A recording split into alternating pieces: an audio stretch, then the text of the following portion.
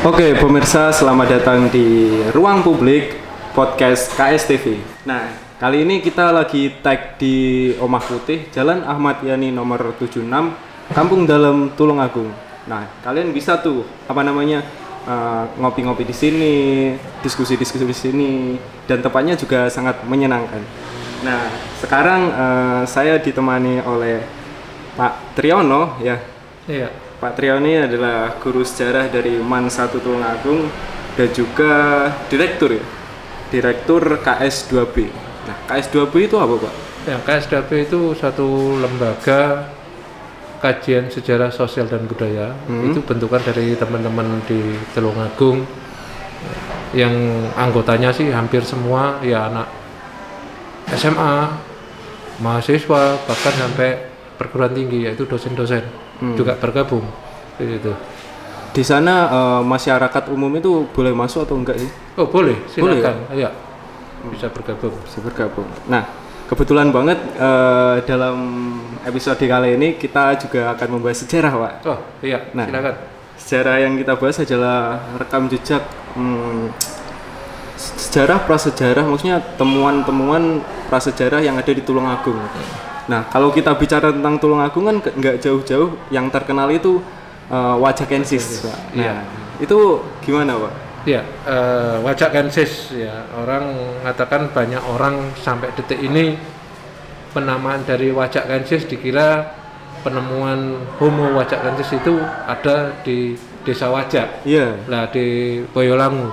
Nah, Wajak itu ada Wajak Kidul dan Wajak Lor yang ada sekarang ini. Padahal yang pada waktu itu Wajak itu meliputi ya hampir semua wilayahnya di Tulungagung Selatan. Kalau sekarang ini ya dari perempatan Tamanan itu ke selatan, itu pada masa kolonial yang dikatakan sebagai Wajak, distrik Wajak, atau yang dikatakan kecamatan Wajak. Nah, kalau sekarang itu sudah berubah nama ya? Iya.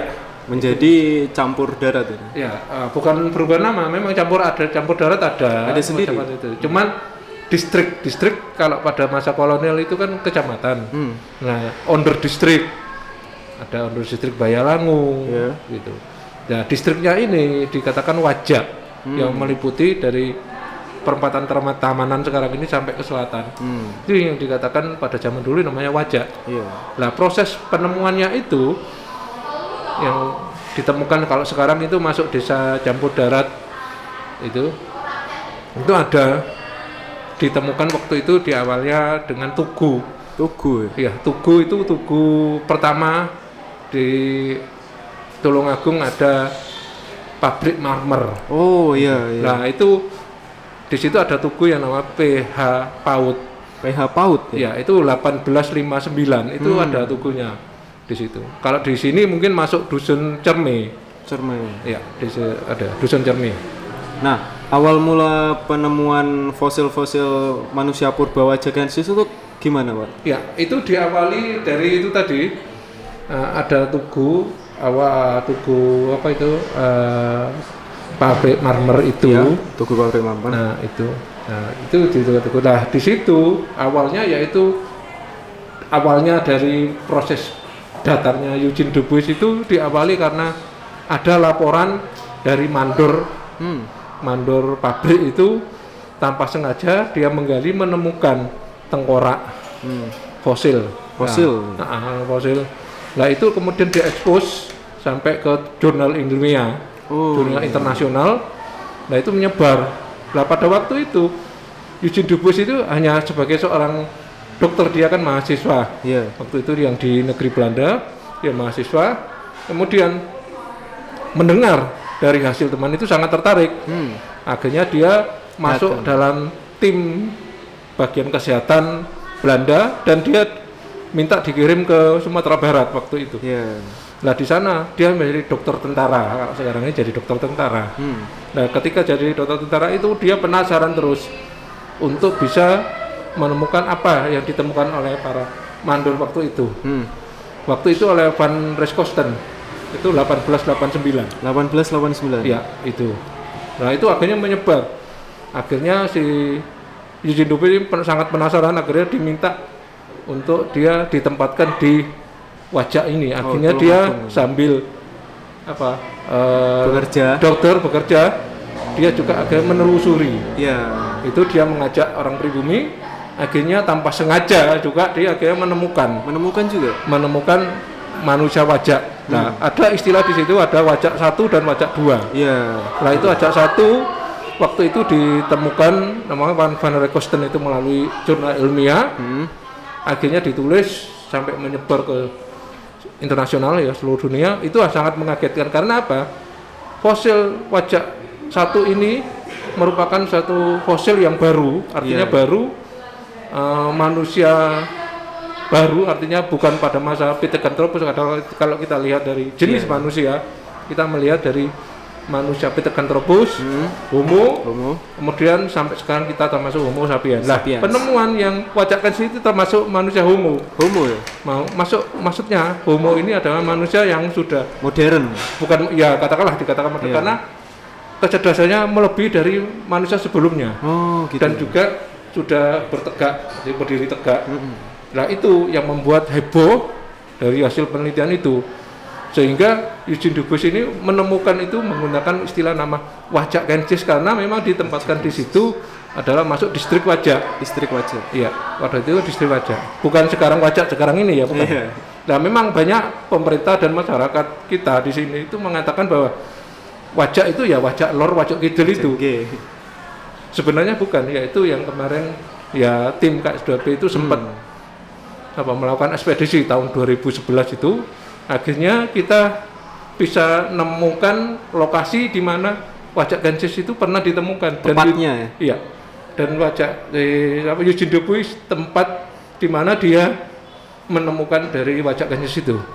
Sehingga dari KS2P itu sempat berargumentasi, kita mengajak dengan tim dari UGM, dari Fakultas Paleoantropologi. Waktu itu dibimbing oleh Profesor Dr. Rusat sama dari antropologi UNER, dari Dr. Tuti. Akhirnya kita ke sana melakukan ya katakanlah ekspedisi kecil berdasarkan buku yang ditulis oleh Paul Strom. Nah, Paul Strom ini menulis buku itu dari hasil laporan penemuan dari Eugene Dubus itu. Nah, dasar itulah tim KS2B, teman-teman itu melakukan penelusuran. Ketika melihat gua itu, loh kok persis sama seperti yang dilakukan. Nah, akhirnya kami ya menentukan ini loh lokasinya. Tetapi kita tidak bisa menentukan tepatnya, artinya oh itu di sudut sana, sudut ini dengan koordinator sekian, enggak. Kita hanya sedikit mengetahui bahwa ini loh lokasinya, tapi tidak tepatnya koordinator berapa, koordinatnya berapa, itu kita belum bisa menemukan. Masih ngawang-ngawang ya? Iya, tapi lokasinya kita bisa menemukan. Yaitu dekat tadi yang saya sebutkan, yaitu tentang tugu pabrik marmer itu. 1889. Berarti patokannya itu di tugu pabrik marmer itu ya? Iya, pabrik marmer kan di tugunya itu di 1859 ditemukan. Lah, penemuan wajak kensis itu oleh Eugene Dubus itu 1889 itu pertama oleh Van Rekosten, kemudian 1890 disusul oleh Eugene Dubus itu. Cuma yang berjarak 1 tahun berarti. Iya. Ya karena itu menggebu-gebunya si Eugene Dubus dengan hebohnya penemuan jenis baru ya. Dikatakanlah jenis baru itu waktu itu ya. Gitu. Nah, itu fosil penemuan manusia purba wajak kensis itu perbedaannya sama penemuan purba yang lain apa, Pak? Ya, kalau bedanya kan gini, jenis manusia purba itu kan macam-macam ya. Dari mulai pertama Pithecanthropus yang volume otaknya itu lebih kecil. Ya, itu diperkirakan ya sekitar 300 sampai 600 cc. Itu volume otaknya. Jadi kecerdasannya kemudian kalau berjalan itu agak bungkok. Kemudian tulang kening pipi sama rahangnya itu besar. Nah, kalau yang Homo sapiens ini Homo wajak kensis tidak seperti kita sebenarnya, cuman kecerdasannya yang membedakan. Volume otaknya yang lebih bagus. Sekarang ini kita kan masuk Homo sapiens, lebih cerdas, manusia cerdas. Artinya cerdas itu untuk berpikir. Iya, untuk berpikir lebih maju lah dari manusia. Artinya saya mau berbuat ini negatif atau tidak, merugikan orang lain atau tidak. Nah, itu masuk kita Homo sapiens itu. Kalau dulu kan biasanya kan cukup makan, untuk makan, tempat tinggal udah cukup ya. Iya. Nah, kalau apa namanya Wajakensis ini masih berpikir rasionalnya gimana? Kalau ini sudah mulai berubah. Kalau dulu PT Kentrobus masih berpindah nomaden, di mana suatu daerah sudah mempersiapkan bahan makanan dia akan bertempat tinggal. Sedangkan yang Homo sapien ini, Homo Wajakensis tidak. Dia sudah mulai sedikit mengenal bercocok tanam, sudah mulai menetap. Ya. Itu penelitiannya gimana waktu itu? Kalau dari teman-teman saya ini dari KS2B itu ya artinya diawali karena dapat buku dari Profesor Rusat itu tentang Paul Strom itu tadi. Paul Strom. Iya. Nah, buku yang ditemukan itu kemudian dibaca-baca, terus kemudian ada gambarnya, ada DNA-nya, terus kemudian kita ke lokasi. Ketika di lokasi itu apa yang kita temukan itu kok sesuai dengan bukunya Paul Strom ini. Nah, ini yang membuat dasar kita melakukan penelusuran tentang lokasi di mana Eugene Dubus itu menemukan fosil Wajakensis itu.